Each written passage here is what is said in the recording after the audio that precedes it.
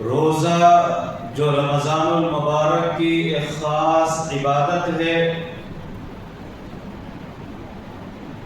یہ جس طرح سے نماز فرض ہے، زکوٰۃ فرض ہے، اسی طرح سے روزہ بھی اسلام کے اندر ایک فرض عبادت ہے۔ اسلام کی بنیاد 5 چیزوں پر ہے، اس میں سے ایک روزہ بھی ہے۔ تو روزہ اسلام کا ایک رکن ہے، روزہ اسلام کا ایک پلر ہے، لہذا روزے کی اسلام کے اندر اور دین کے اندر بہت بڑی اہمیت ہے۔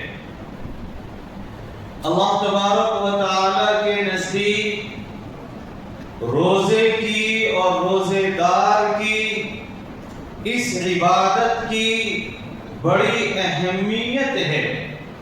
اللہ تبارک و تعالی اپنے روزے دار بندوں سے محبت رکھتے ہیں۔ روزہ رکھنے والے بندوں کو اللہ تبارک و تعالی پسند فرماتے ہیں۔ شریعت اسلامیہ کے اندر ایک قاعدہ ہے کہ ہر نیکی کا ثواب 10 گنا زیادہ ملتا ہے۔ من جاء بالحسنۃ فلہ 10 امثالها۔ لیکن اس قاعدے سے، اس ضابطے سے 2 نیکیاں اور 2 عبادتیں مستثنی ہیں۔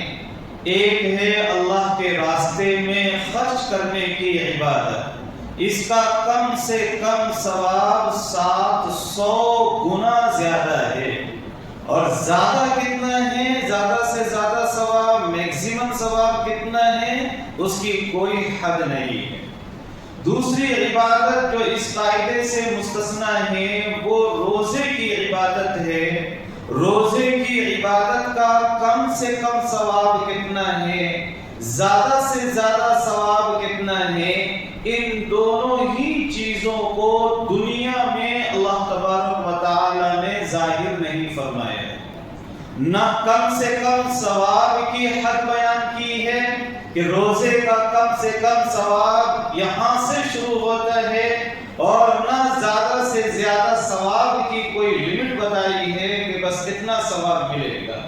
دونوں ہی چیزیں اللہ تبارک و تعالی نے مخفی رکھی ہیں۔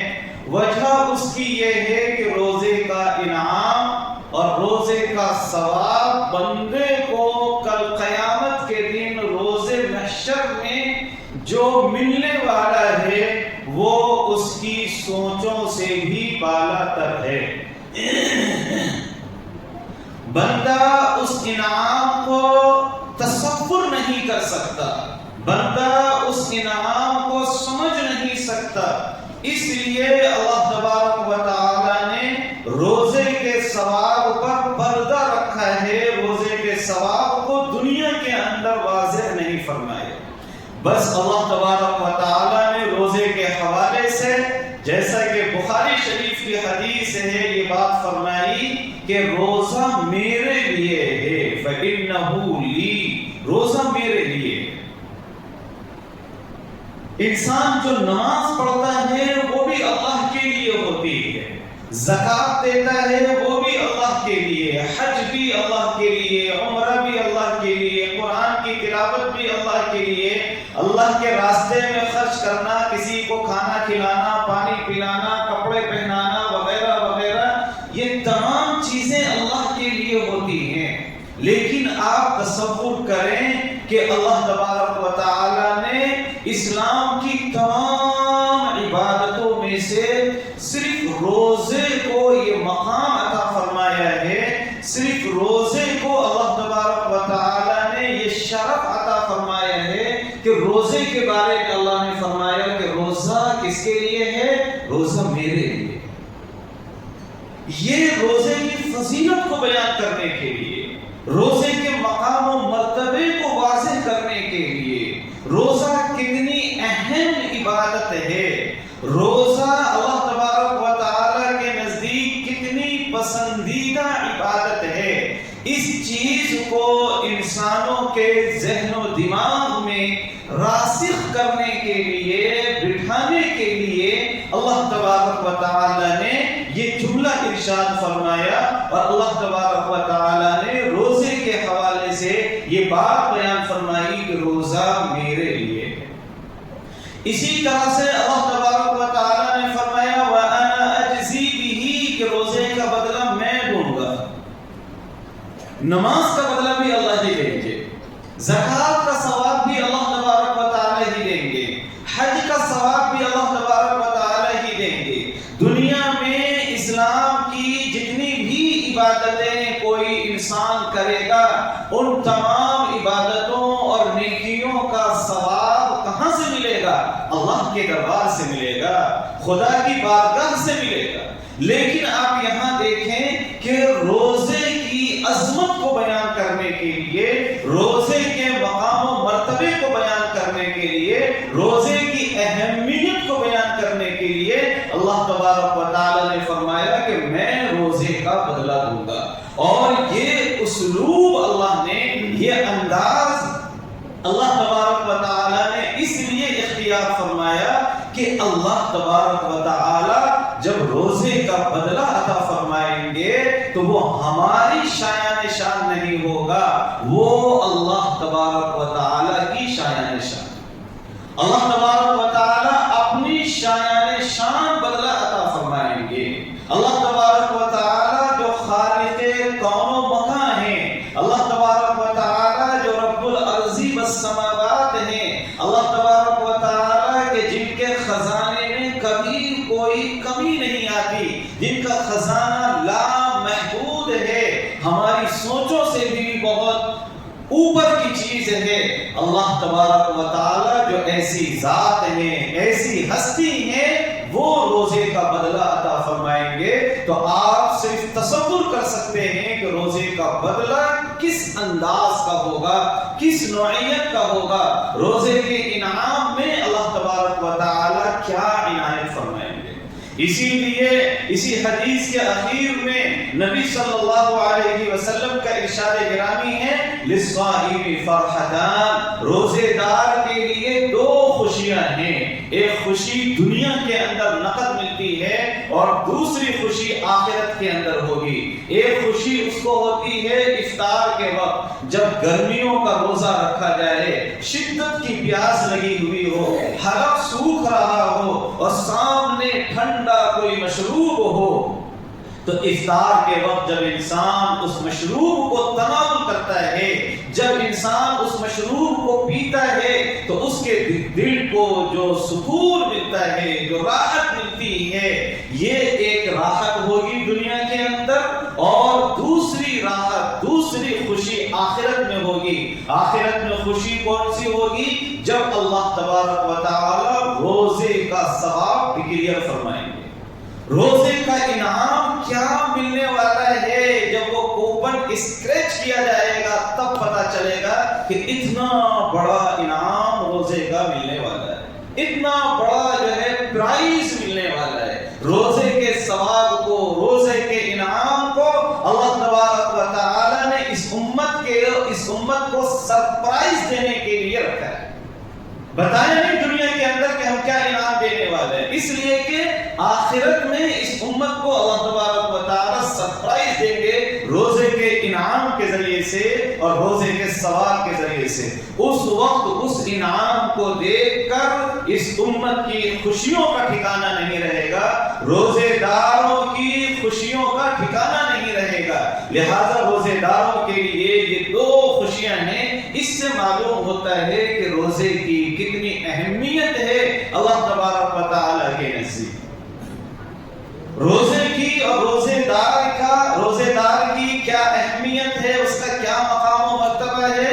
بخاری شریف کی حدیث میں ہی رسول اللہ صلی اللہ علیہ وسلم کا ارشاد گرامی ہے کہ روزہ یہ ایسی محبوب عبادت ہے کہ اس عبادت کی وجہ سے جب انسان کا پیٹ خالی رہتا ہے اور پیٹ کے خالی رہنے کی وجہ سے اس کے معدے سے جو اسٹیم نکلتی ہے، جو بھاپ نکلتی ہے، اور وہ بھاپ منہ کے راستے سے باہر آتی ہے اور اس میں بدبو آتی ہے، یہ بدبو اللہ کے نزدیک مشک کی خوشبو سے بھی زیادہ پاکیزہ ہے. وَلَخَلُوفُ فَمِ الصَّائِمِ أَطْيَبُ عِندَ اللَّهِ مِنْ رِيحِ الْمِسْكِ. روزے دار کے منہ کی بو اللہ کے نزدیک مشک کی خوشبو سے زیادہ پاکیزہ ہے. یہ اس لیے نہیں کہ ہمارے منہ سے جو ہے خوشبو نکل رہی ہے، یہ اس لیے کہ یہ روزے دار اللہ کے نزدیک محبوب ہے. اللہ تبارک و تعالی اپنے ایسے بندوں سے محبت فرماتے ہیں، اور آپ کو معلوم ہے کہ جس سے محبت ہوتی ہے اس کی ہر چیز اچھی لگتی ہے. جس سے عشق ہوتا ہے اس کی ہر چیز اچھی لگتی ہے. اس کی اچھی چیزیں تو اچھی ہی لگتی ہیں، لیکن اس کی بری چیزیں بھی اچھی لگتی ہیں، اس کی گندی چیزیں بھی گندی نہیں لگتی. تو یہ روزے داروں کا مقام و مرتبہ ہے اللہ تبارک و تعالیٰ کے نزدیک. چنانچہ کہتے ہیں کہ حضرت موسیٰ علیہ السلام کو اللہ تبارک و تعالیٰ نے تورات عطا فرمانے کے لیے کوہ طور کے اوپر بلایا تھا. وہاں 30 دنوں تک حضرت موسیٰ علیہ السلام نے روزہ رکھا تھا.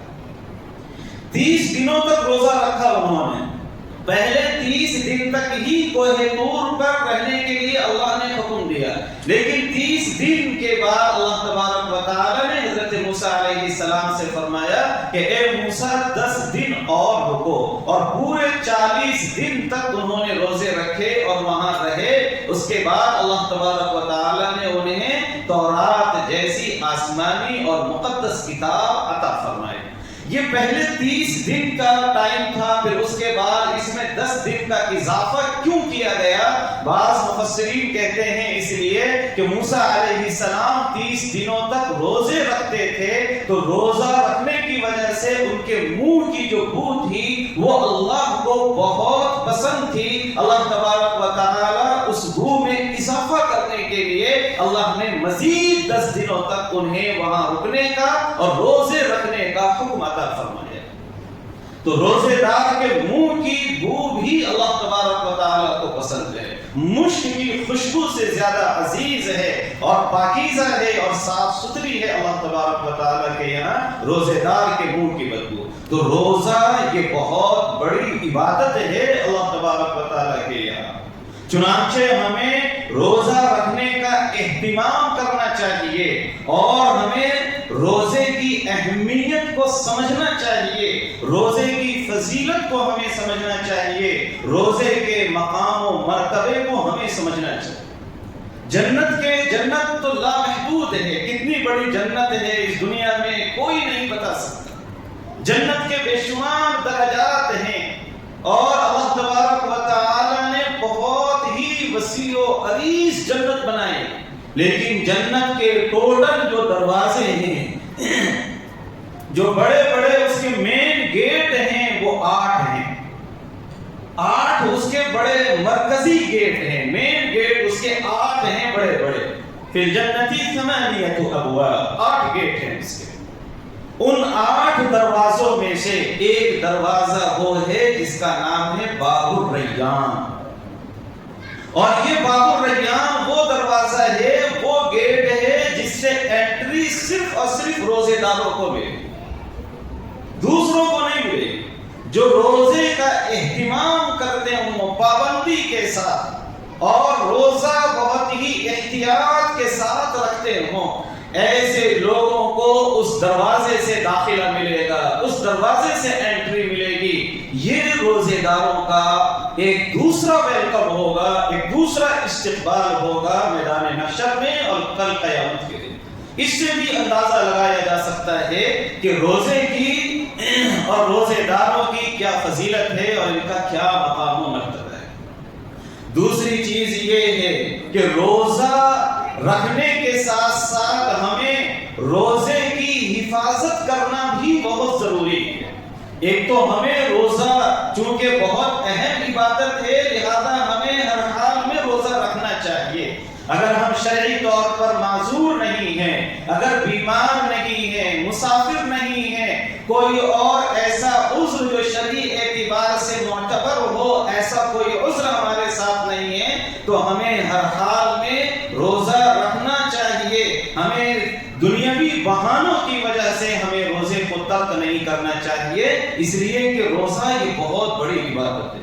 معجم طبرانی کی روایت ہے، رسول اللہ صلی اللہ علیہ وسلم کے ارشاد گرامی ہے کہ 3 چیزیں ایسی ہیں، ثلاث من حفظہن فہو ولی حق، 3 چیزیں ایسی ہیں کہ جس نے ان 3 چیزوں کی حفاظت کی وہ میرا حقیقی دوست ہے، اور جس نے ان 3 چیزوں کو ضائع کیا وہ میرا پکا دشمن ہے۔ ومن ضیعہن فہو عدو حق۔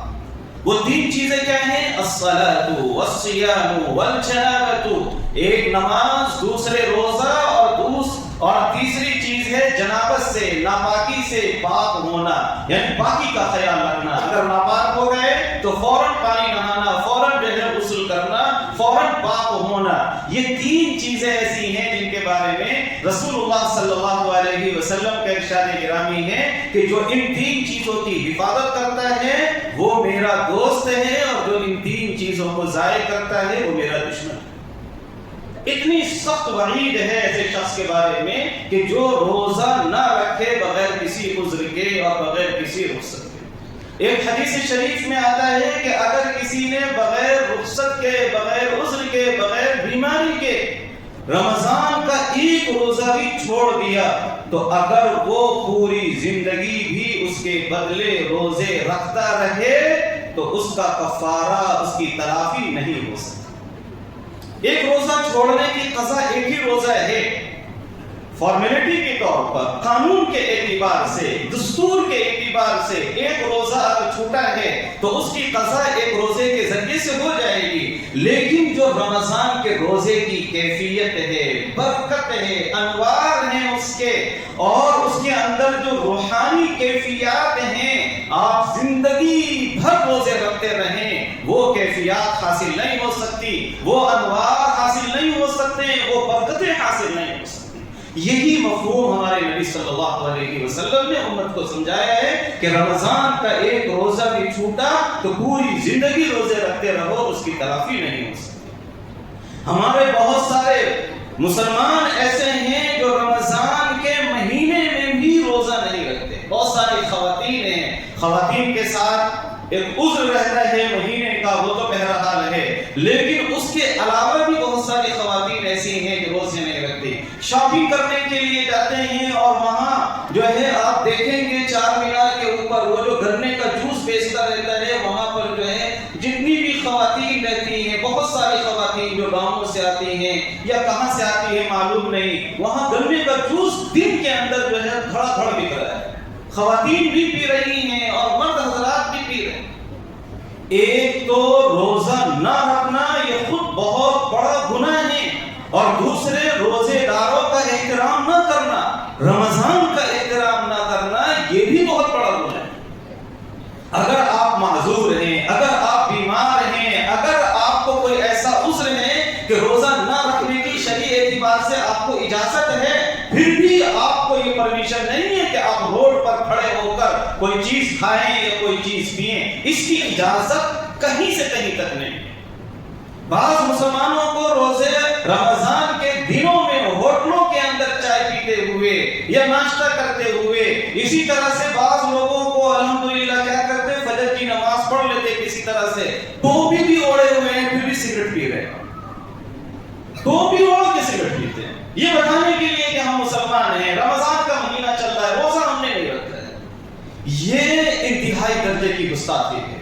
ہمیں رمضان کا احترام کرنا ہے، روزے داروں کا ہمیں احترام کرنا ہے۔ ایک یہودی کے بارے میں نزہۃ المجالس نامی ایک کتاب ہے، اس کے اندر یہ واقعہ لکھا ہے کہ اس یہودی کا بیٹا دن میں کوئی چیز کھا رہا تھا، اس یہودی نے اپنے بیٹے کو ایک تھپڑ مارا کہ کیا تمہیں مسلمانوں کے روزوں کا احترام نہیں ہے کہ تم دن میں جو ہے یہ چیز کھا رہے ہو کھلے عام۔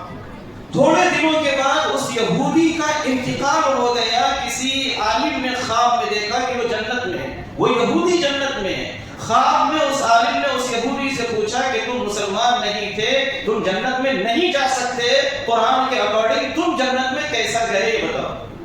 اس یہودی نے کہا کہ میں نے جو اپنے بچے کو تنبیہ کی تھی روزے کے احترام میں، اللہ تبارک و تعالی نے اس کی برکت سے مرنے سے پہلے مجھے کلمہ نصیب کر دیا۔ اس کی برکت سے مرنے سے پہلے اللہ نے مجھے کلمہ نصیب کر دیا تھا اور اس کلمے کی برکت سے میں آج جنت میں. لہٰذا ہمیں روزے داروں کا احترام کرنا چاہیے. رمضان المبارک کا ہمیں احترام کرنا چاہیے. ہمیں ہر حال میں روزے رکھنے چاہیے. بہت سارے بزنس مین ہیں, بہت سارے پھیری والے, بہت سارے آٹو والے اور اسی طرح سے بنڈی والے اور دوسرے کاروبار والے یہ کہتے ہیں کہ بچوں کے لیے روزی کمانا یہ فرض ہے, لہٰذا اس فرض کی وجہ سے وہ روزہ جو ایک فرض ہے اس کو چھوڑ دیتے ہیں. بہت سارے ایسے لوگ ہیں جن کے دماغ میں شیطان نے یہ ایک غلط چیز بٹھا دی ہے کہ بچوں کے لیے روزی کمانا فرض ہے, لہذا اس فرض کے لیے تم روزے کے فرض کو چھوڑ سکتے ہو. یہ صحیح نہیں ہے, یہ غلط ہے, یہ درست نہیں ہے. روزہ بھی فرض ہے, بچوں کے لیے روزی کمانا بھی فرض ہے. روزے کی فرضیت پہلے ہے اور بچوں کے لیے روزی کمانے کی فرضیت بعد میں ہے. اور یہ پہلے ہوتی ہے لیکن اس وقت ہوتی ہے جبکہ آپ کے بچے فاقے سے مرنے والے ہوں اور آپ کے پاس چارہ نہیں ہے اپنے روزے کو توڑ کر ان کے لیے روزی کمانے کی, تو شریعت آپ کو اجازت دیتی ہے. لیکن کیا آپ کی کنڈیشن ہے ایسی کہ آپ کے بچے مر رہے ہیں؟ کیا آپ مر رہے ہو روزہ چھوڑنے کی وجہ سے؟ کیا ایک مہینہ آپ نہیں کمائیں گے تو کیا آپ غریب ہو جائیں گے؟ کیا پورے سال آپ فقر و فاقہ کے اندر گزاریں گے؟ کیا آپ کی معاشی حالت بہت کمزور ہو جائے گی؟ کیا آپ روڈ پر آ جائیں گے, بھیک مانگنے کی نوبت آ جائے گی؟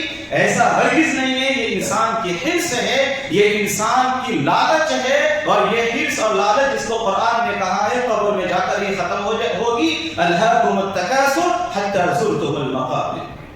زیادہ کی جو یہ حرص ہے, الہاکم التکاثر, زیادہ ہمارے پاس مال آ جائے, زیادہ مال آ جائے, اس نے انسانوں کو غافل کر دیا ہے. یہاں تک کہ تم قبروں کو دیکھو, یعنی قبر میں پہنچ جاؤ. جب قبر میں پہنچیں گے تو پتہ چلے گا کہ ہم غلط جو ہے مشغلے کے اندر تھے, غلط مصروفیات کے اندر تھے, غلط سمت کی طرف ہماری زندگی جا رہی تھی. اسی کے ساتھ ساتھ ہمیں روزے کی حالت میں گناہوں سے ضرور پرہیز کرنا چاہیے.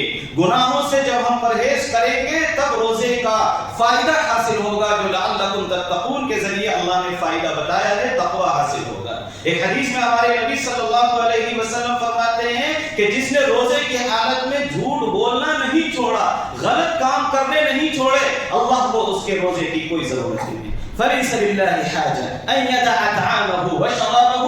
اللہ کو کوئی ضرورت نہیں ہے کہ وہ کھانا چھوڑ دے, وہ پانی پینا چھوڑ دے.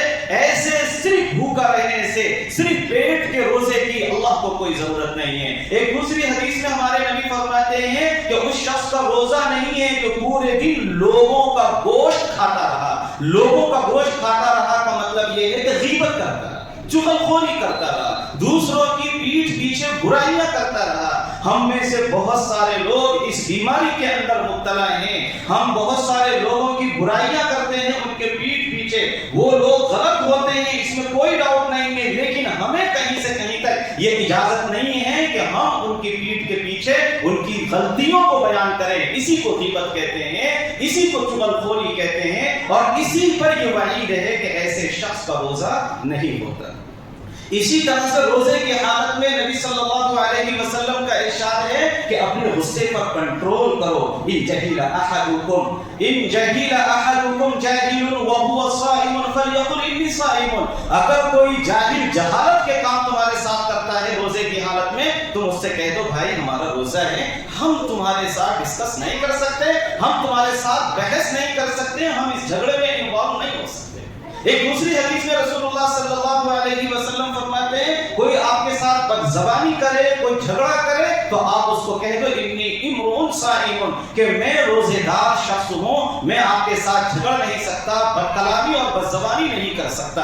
یہ روزے کی تربیت ہے, یہ روزے کی مشق ہے جس سے انسان کی تربیت ہوتی ہے. لیکن ہماری صورتحال کیا ہے ہمارے معاشرے کی کہ روزے میں نہ صرف بدزبانی, نہ صرف ہمارا غصہ آؤٹ آف کنٹرول, بلکہ ہم ایک دوسرے کی جان تک روزے میں لے لے رہے.